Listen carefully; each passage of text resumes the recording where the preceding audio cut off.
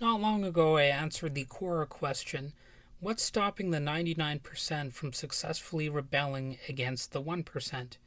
My original answer was like this: lack of hope in ourselves. You can't get mad at someone for not fighting for their rights if you aren't willing to fight for yours. And, of course, you can't expect anyone to fight for you if you don't do the same for them. People are also pinning too much of their hopes to politicians and even to corporations themselves, rather than pooling their resources and creating alternatives from the bottom up. So I do feel like I should expand on that, elaborate, explain exactly what I mean, or at least try to. It's hard to fight when you're exhausted and everything seems hopeless. However, it's not like we've tried everything already and nothing works.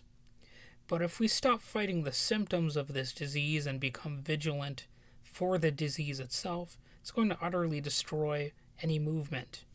Sheer conformity can build up a resentment that festers in the guts of our movements and keeps us from resisting any fascists and white supremacists out there. However, part of my mission as a blogger and podcaster is to encourage people to organize alternatives to the status quo, and in ways where we can avoid a massive backlash potentially. So let's look at the big issue of racists and fascists. As I do so and propose partial solutions to these issues, or at least ways to begin to better address them, I know already that I'll be accused of being naive and utopian. But please humor me here, hear me out. So, how daunting are these racist groups? Well, we know they're significant historically, and even in a contemporary sense, even the so called U.S. Department of Homeland Security, or DHS, called white supremacist extremists, quote, the most persistent and lethal threat in the homeland. So I think organizing a more socially liberal society will be easier if things are more just and equitable. And one of the best ways to do that is to encourage organizations that do not exclude by class. Too many organizations emphasize profitability and money in general. This is not to say we'll likely abolish the profit motive or anything that drastic, especially not overnight. But if we pool resources together and create things like, boarding houses, free and affordable housing cooperatives, and gift economy elements like what you can find on certain internet forums, which I've seen locally, it will tend to ease tensions and animosity. Basically, I think it's harder for people to engage in psychopathic behavior in a kinder world. Now, am I saying such efforts will instantly destroy racism or other forms of potentially violent hatred and conflict? No. But they can't help but reduce the odds of things, getting more extreme. I think many look at this dog eat dog world and they get resentful, angry, and afraid, and a demagogue like Donald Trump can easily come along and scapegoat minority groups for our problems, or simply make up problems out of thin air through conspiracy theories. When it seems like everyone's out to screw you over, it's a little bit easier to walk down some darkened path. And a lot of people who say, well, no one said life is fair, are just looking to justify and rationalize the status quo, and possibly their participation in its worst aspects. So organizing differently is important. Regarding how people can organize and reduce the odds of facing much backlash, I think it could be easier than one might think, actually. Rather than having all organizing involving protests and rally permits and bullhorns at traditional public forums like sidewalks or, public parks, and potentially just annoying passers-by, I think a relatively small group of relatively well-off people could take the initiative and with minimal fuss. Because what are some of the problems with protests and activism anyway?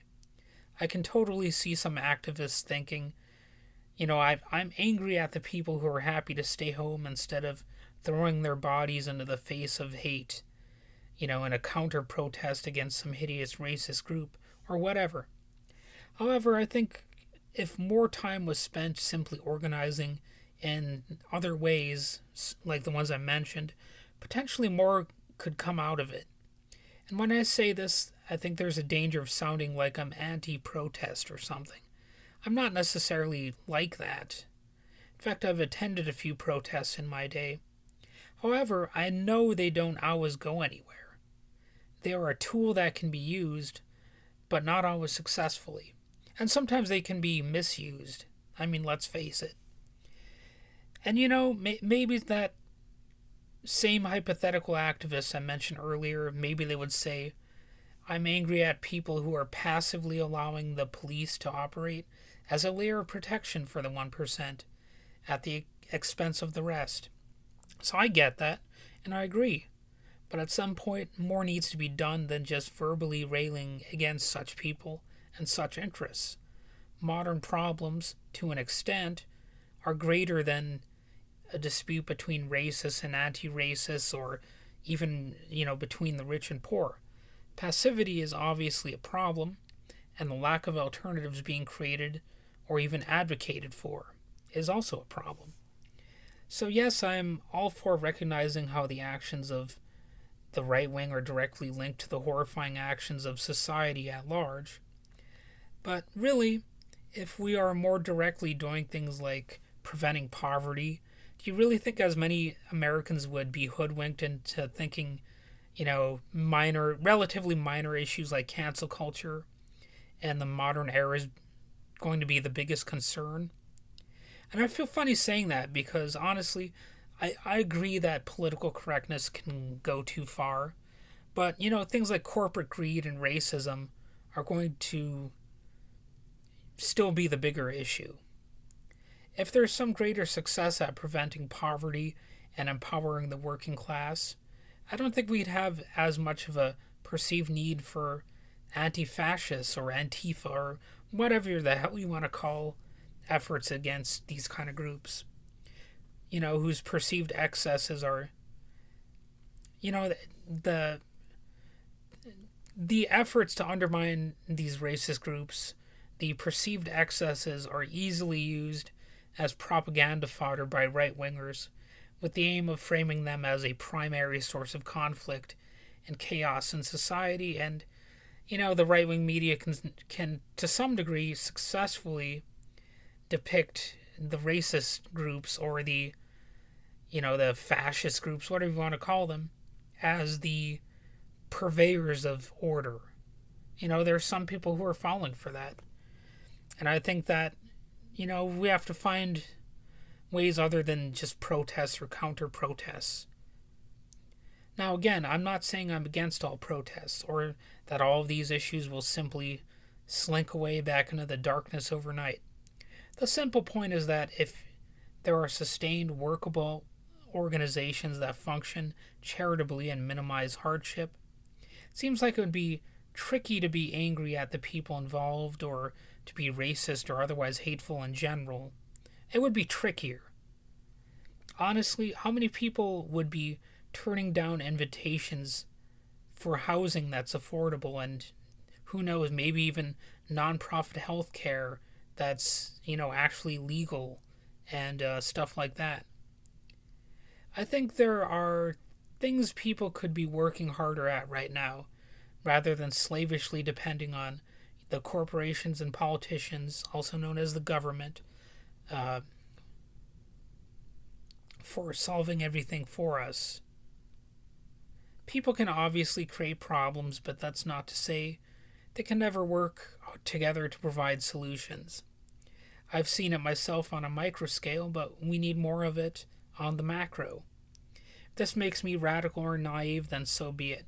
I think there are some worse ways to be. Alright, so that's my little rant. Hopefully you agree with me. If not, I guess sucks for you. Probably sucks for other people as well, but whatever, my 2 cents.